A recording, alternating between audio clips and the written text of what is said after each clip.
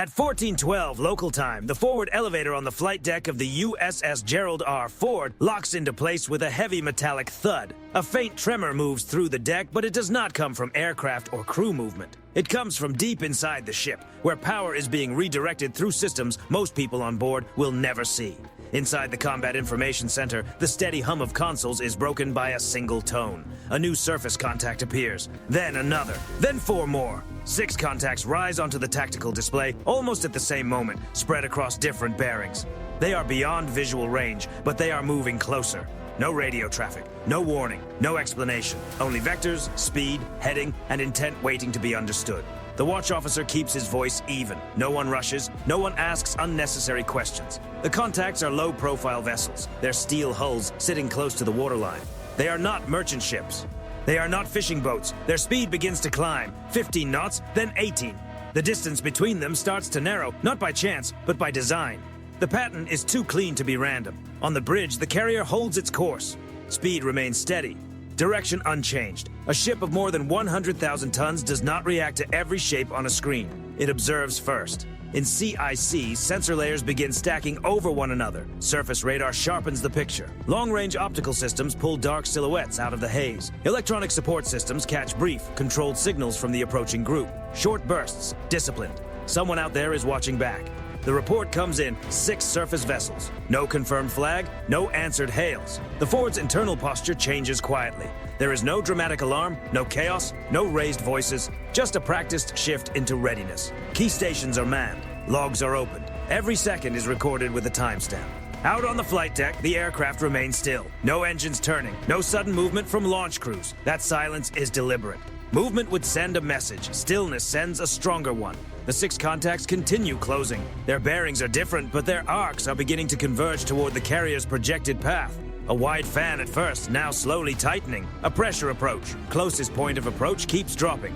The number updates again and again. The escort ships remain positioned at range, watching and listening. For the moment, the Ford itself is the center of gravity. The largest object in the formation becomes the reference point. Everything else moves around it. A hail goes out on the bridge-to-bridge frequency. Standard wording, professional tone, no emotion, no answer. A second hail follows, this time in another language. Still nothing. On the tactical display, one of the 6 vessels changes course by a few degrees, tightening the arc. Another adjusts speed to match. This is not a loose group. It is coordinated. Each vessel appears to respond to the others, keeping the spacing close enough to apply pressure without creating an immediate collision risk. Inside CIC, no one needs to say what everyone is seeing. The data is clear enough. All maneuvers are logged. High-resolution optics now resolve more detail. Sharp bows, compact superstructures, forward-mounted deck systems. There is no ambiguity left about the nature of the vessels. The system tags them. The watch team remains focused. Labels matter less than behavior. The Ford stays on course. That single choice changes the equation. 6 approaching vessels must keep making corrections. The carrier does not. With every passing second, the effort shifts onto them. They adjust headings. They burn fuel. They reveal habits. They expose rhythm. One contact emits briefly, then goes silent again. Too fast to be casual. Long enough to be captured. Logged, the ESM operator says. Above the formation, the airspace remains empty. No aircraft, no drones. Whatever this is, it is being carried out on the surface alone. That restraint makes the situation more specific, but not more comfortable. The distance drops below a level every experienced mariner understands without needing it explained. At this range, assumptions become dangerous. One delayed correction, one wrong angle, and steel can meet steel. Still, the Ford does not turn. On the bridge, the captain watches the same numbers as everyone else. He says nothing. He does not need to. The ship's silence is its answer. The 6 contacts now form a loose crescent ahead of the carrier's path. They are not blocking it yet, but they are close enough that the next movement will matter. CPA in 5 minutes, CIC reports. 5 minutes can feel like forever. 5 minutes can vanish instantly. Every sensor is recording now. Radar tracks, optical footage, emissions, course changes. The carrier is no longer simply passing through. It is documenting everything. And around it, the ocean remains calm. The sky remains clear, offering no weather to blame and no clutter to hide behind. 6 military vessels continue moving closer, while the USS Gerald R. Ford holds its line and keeps coming straight through the space between them. At 14:16 local time, the geometry begins to tighten. On the tactical display, the 6 surface contacts start to separate into 2 clear groups. 3 shift to port of the carrier's projected path. 3 mirror them to starboard. The spacing between each hull stays controlled, wide enough for maneuvering, but close enough to send a message. This is no longer simple parallel movement. This is shaping. Formation split confirmed, the Surface Warfare Coordinator reports. The carrier does not adjust. The rudder remains neutral. Speed stays steady. More than 100,000 tons continues forward on a straight line, ignoring the pattern forming ahead. That decision changes the pressure. Now each Venezuelan vessel has to account not only for the carrier's movement, but also for the 5 other ships around it. Every change in speed affects the whole formation. Every slight turn must be matched, or the pattern begins to break. On the port side, one ship accelerates to keep its spacing. On starboard, another eases back to avoid cutting too close across another bow. Small corrections, constant corrections, and none of them are free. Inside the Combat Information Center, the picture grows sharper with each update. Long-range optics feed live imagery to the consoles. The wakes behind the vessels tell their own story, curved, active, constantly changing. These aren't shadowing tracks, one analyst notes quietly. They're converging arcs. Bridge-to-bridge hails go out again. Same tone, same professional wording, still no reply. That silence matters. Merchant ships answer. Fishing boats answer. Even assertive patrol vessels usually acknowledge another ship at this range. Silence here is not an accident. It is a decision. The escorts remain outside the immediate geometry, holding their positions like sentinels. Their sensors are active, their systems remain cold. They do not crowd the picture because too many variables too close together would only create confusion. This is controlled space, and the carrier owns it. At 1419, the forwardmost Venezuelan ship on the starboard side increases speed sharply. Its bow wake stretches longer, and its angle tightens by a few degrees, bringing its projected path closer to the carrier's track. CPA decreasing, CIC calls out. The number drops again. Inside the carrier, nothing visible changes. No sudden shift, no dramatic reaction. That absence is deliberate. A reaction would give the maneuver weight. No reaction forces the other side to reveal its intent through movement alone. On the flight deck, crews remain locked in routine. Aircraft stay secured. Deck tractors sit motionless. From above, the carrier appears indifferent. From inside, it is fully awake.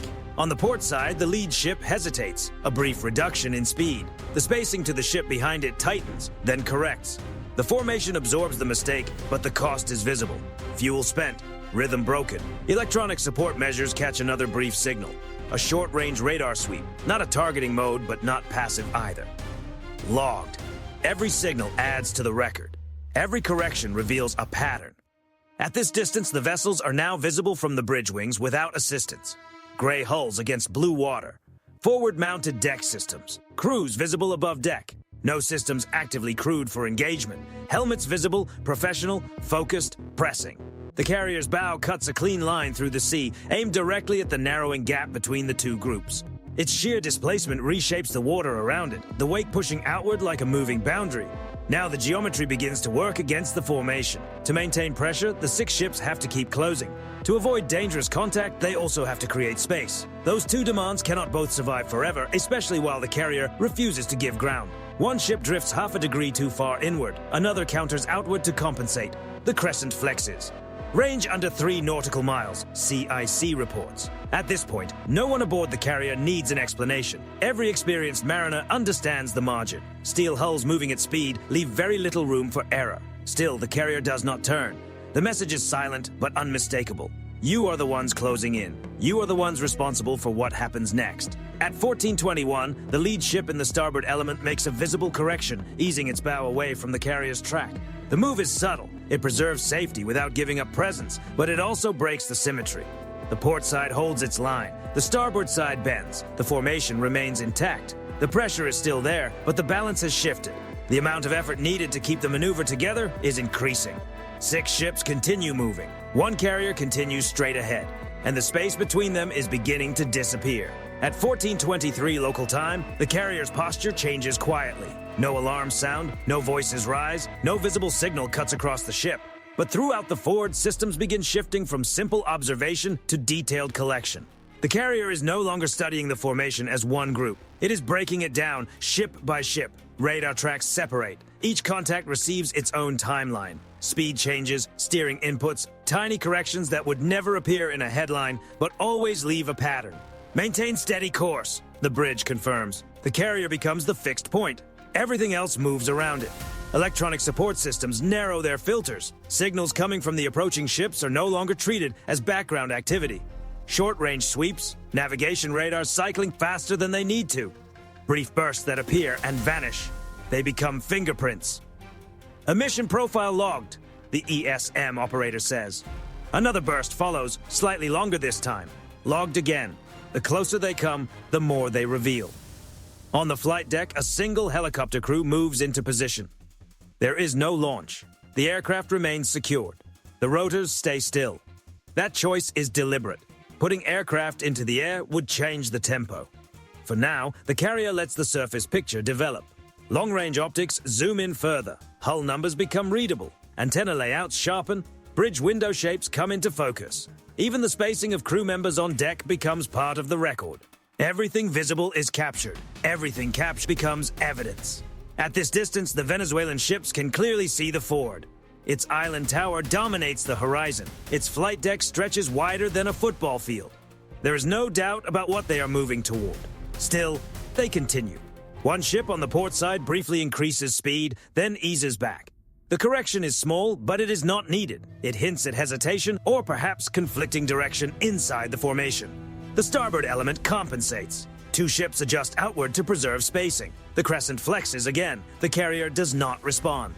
This is where size matters, not as a display, but as physics. The Ford's mass creates its own pressure. Its displacement pushes water outward. Its wake interferes with the approach angles of the smaller hulls, forcing constant steering corrections. Every adjustment costs them something. Inside CIC, the flow of information remains steady and calm.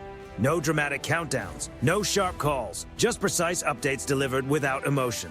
CPA holding, but maneuvering load increasing, an analyst reports. The phrase hangs in the room for a moment. Everyone understands what it means. To stay this close without crossing a critical line, the approaching ships must work harder with every passing second. The carrier simply holds its place in the equation. At 1426, something changes across the formation. Multiple ships emit at nearly the same time. Navigation radar spikes overlap for only a few seconds. It is subtle. It is also a mistake. Multiple emissions captured, ESM confirms. That overlap reveals more than any single sweep could.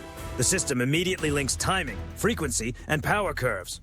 The Ford is no longer just watching. It is building a library. The helicopter crew receives the signal to prepare, not to escalate the moment, but to observe from a new angle if needed. Still, the aircraft remains on deck. The surface picture has not broken yet. On the bridge, the captain watches the same numbers continue to roll in. His posture does not change. He does not lean forward. He does not speak. The ship's confidence is procedural, not personal. Below and beyond, the escorts maintain their distance, feeding their own sensor data into the shared picture. They do not crowd the geometry. This remains a close, silent exchange between the carrier and the formation ahead. At 1428, one Venezuelan ship makes a larger correction than the others, a noticeable outward turn, just enough to keep the space from closing too tightly. The move is safe. It is also visible. Formation asymmetry increasing, CIC notes. The crescent still exists, but its curve is no longer even. The pressure is no longer balanced. Some ships are now working harder than others to hold position. That imbalance begins to spread. Another ship reduces speed slightly to avoid overtaking its neighbor. That adjustment forces a ripple.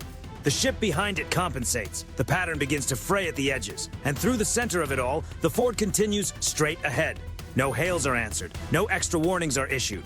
The carrier's message is not verbal. It is structural. You moved closer. That makes you responsible for keeping clear. At this range, even the smallest mistake would be impossible to explain away. Cameras are running, sensors are locked on, every second is being captured from multiple angles. The sea remains calm, the sky remains empty, there is no weather, no clutter, and no confusion to hide behind. 6 ships keep pressing inward, one carrier continues forward, and now the difference between pressure and control is becoming impossible to miss. At 1430 local time, the formation begins to falter. Not dramatically, not with one sudden turn that reveals everything at once. It starts with a correction made just a fraction too late. On the port side, the second ship in the group tightens its turn to hold spacing. The movement is small, barely a degree, but at this distance, small changes matter. Its wake curves inward, narrowing the space between itself and the lead ship ahead. Port element compressing, CIC reports. The ship behind reacts almost immediately, reducing speed to avoid closing too fast. That forces the third ship to adjust as well. The effect moves backward through the group like tension running through a cable. On the starboard side, the opposite problem appears. One ship opens its angle too far, creating too much space. To keep the crescent shape intact, the next ship turns inward to compensate. For the first time, the 6 ships are no longer moving as one. They are reacting to each other. The carrier remains the constant. The forward's course does not change. Its speed does not shift. Its mass continues forward, steady and indifferent to the pattern coming apart ahead. At this range, the margin is measured in seconds. A late correction does not affect only one ship. It forces the entire group to choose between holding pressure and maintaining safe separation. That choice becomes visible. CPA trending unstable, CIC calls out. The words are calm and technical, but everyone understands the meaning. The formation is reaching the limit of what it can hold without either pushing further or backing out of the maneuver.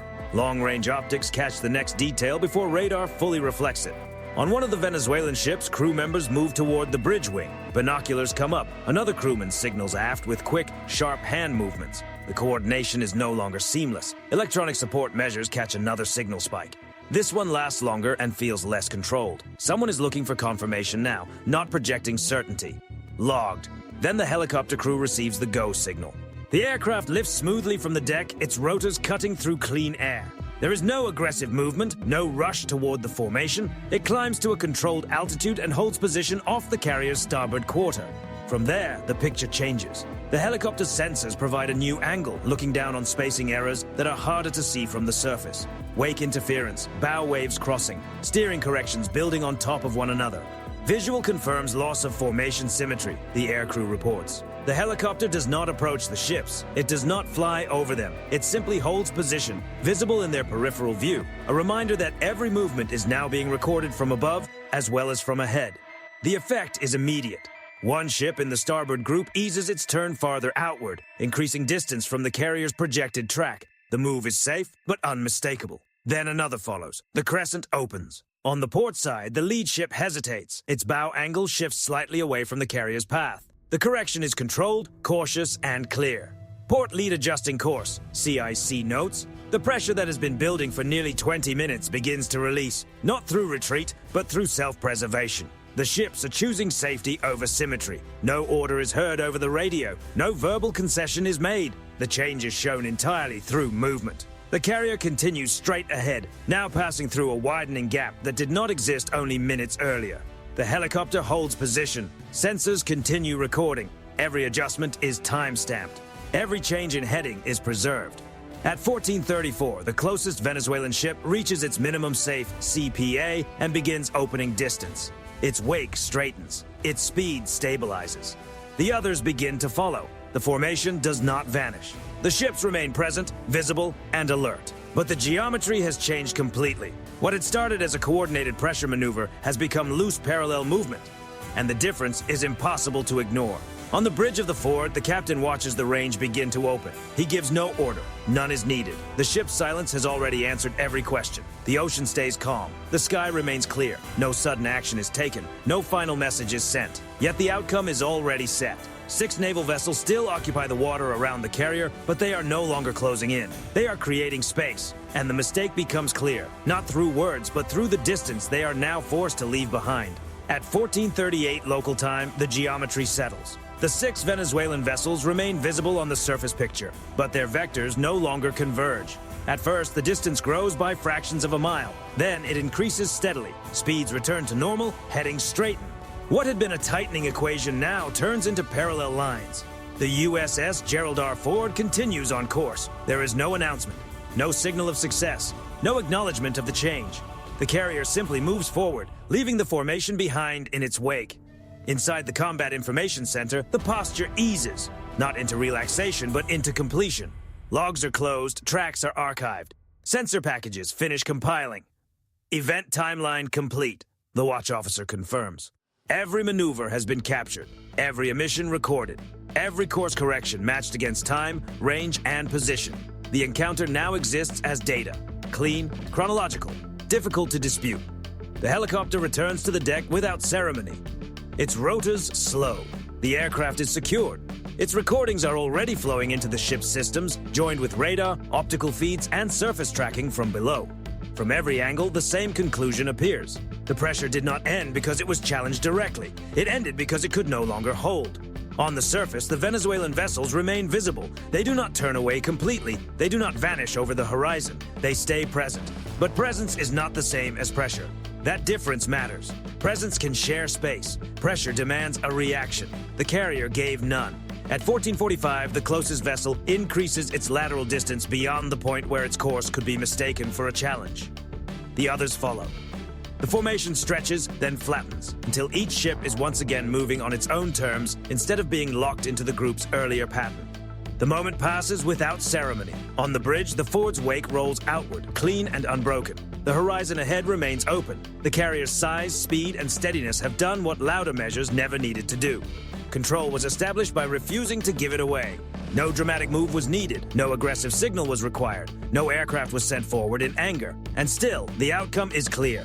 In modern naval encounters, tension is not always measured by noise, it is measured by who makes adjustments and who does not. Here, only one side had to adjust. The Venezuelan vessels returned to routine spacing, no longer tied to one another's movements. Their earlier coordination, tight, deliberate, and demanding, dissolves into ordinary transit behavior. The carrier does not slow down. It does not watch them fall back. It has already moved beyond the moment. Below decks, analysts replay parts of the encounter in silence, not for celebration, but for study. These are the moments that matter later. Not the loud ones, but the restrained ones, where intent becomes visible under pressure. The forward's role is not framed as a clash. It is framed as passage, a lawful transit through open water, uninterrupted. That distinction carries weight. In maritime operations, legitimacy can be as powerful as capability. A ship that holds course without provoking, without yielding, and without making a mistake becomes the reference point. Every other action is measured against it. The Venezuelan vessels tested that reference. They found it immovable. As the range continues to widen, radio silence remains. No explanations offered, none are necessary. The record speaks for itself. The ocean stays calm. The sky remains empty. Far beyond the horizon, normal traffic continues as if nothing unusual has happened. To an outside observer, it may look like nothing took place. But for those reviewing the data afterward, everything did. 6 vessels moved in on a carrier. The carrier did not turn, and in that stillness, the balance of control became impossible to miss. When steel meets restraint and restraint does not yield, the result is not drama. It is control. Quiet, disciplined, and complete.